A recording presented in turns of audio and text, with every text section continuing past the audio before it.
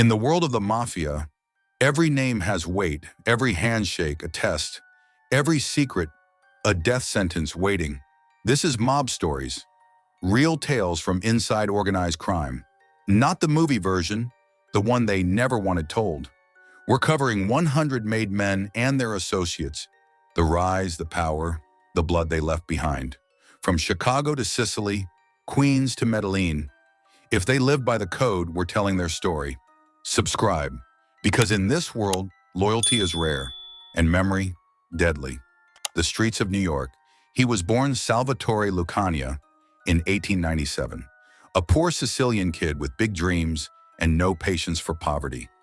When his family came to America, they settled on the Lower East Side, a jungle of hunger and hustle.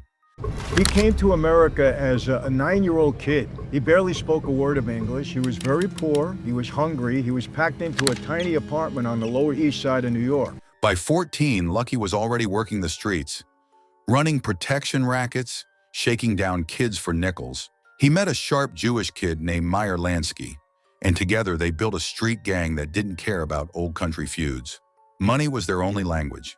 He didn't just want money, he wanted control. So while other gangsters fought over corners, he was busy reorganizing the entire mafia. He turned it into a national network. In those days, the Italian gangs followed strict Sicilian traditions. No outsiders, no innovation. But Lucky had no use for that. He wanted power, not permission. The rise of Lucky. During Prohibition, Luciano climbed the ranks working under Joe the Boss Masseria, a greedy old-school Don who ruled by fear.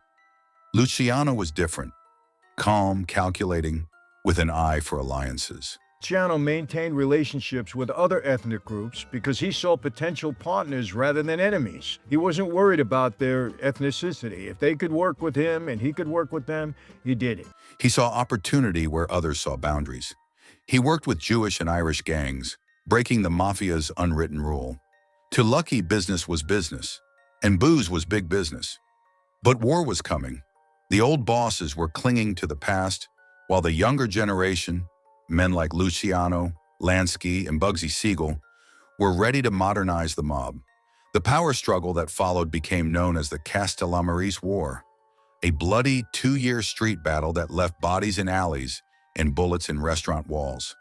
The boss of bosses, Luciano had a plan: eliminate both sides and rebuild from the ashes. In 1931, he made his first move. Over lunch at a Coney Island restaurant, Luciano excused himself from a card game with Masseria. Moments later, gunmen burst in. Masseria was dead, face down in his pasta. With Masseria gone, the rival boss, Salvatore Maranzano, declared himself boss of all bosses. Luciano smiled, congratulated him, then arranged his murder too. Weeks later, Maranzano was stabbed and shot to death by hitmen disguised as government agents. And with that, Lucky Luciano became the most powerful man in organized crime. But instead of calling himself the boss, he did something radical. He created a commission, a board of directors for the American Mafia. And he outlined his vision to all of them. Here's what he wanted: a national crime syndicate, a commission of equals where disputes could be settled without warfare. No more all-out wars, no more chaos. The Mafia would operate like a business, nationwide, efficient, profitable. The empire built on order. Preferred to be seen as first among equals. He didn't want to be the boss of all bosses, first among equals, keeping potential rivals from feeling disrespected while still maintaining control because they respected him. Under Lucky's rule, the 5 families of New York operated in harmony, each with its own territory, all paying tribute through the commission. He partnered with Lansky to expand gambling rackets across America, and with Frank Costello to infiltrate unions and politics.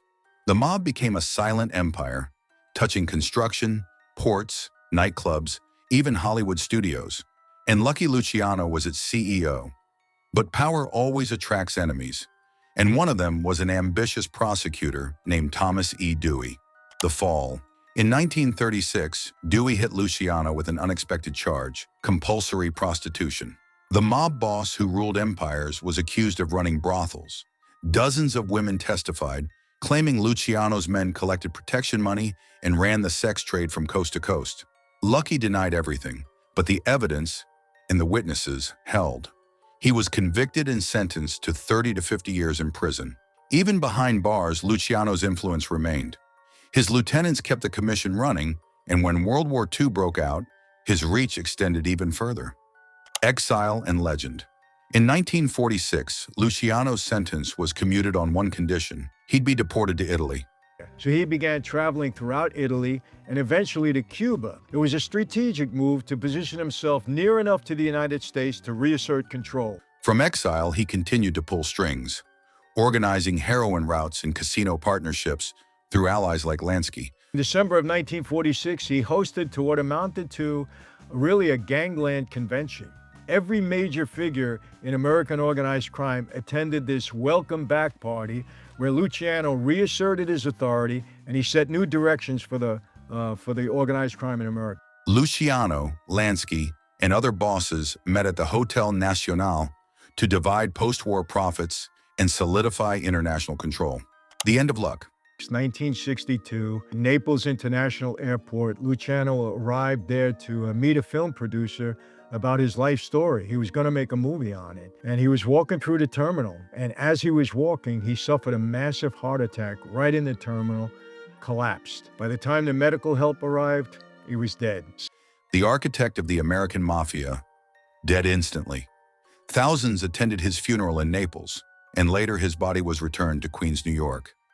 Buried on American soil, the country he built his empire in, and the one that banished him. Lucky Luciano wasn't just a gangster, he was an engineer of crime. You know, Luciano's legacy is everywhere if you know where to look. The five families, the structure, it still exists. It's weakened by federal prosecutions, but it's still there.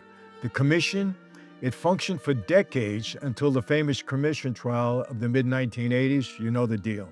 He took the chaos of the streets and turned it into an empire that lasted generations. It was a testament to human potential for both ingenuity and corruption. A cautionary tale, a study in power. Yeah, you could say all of that.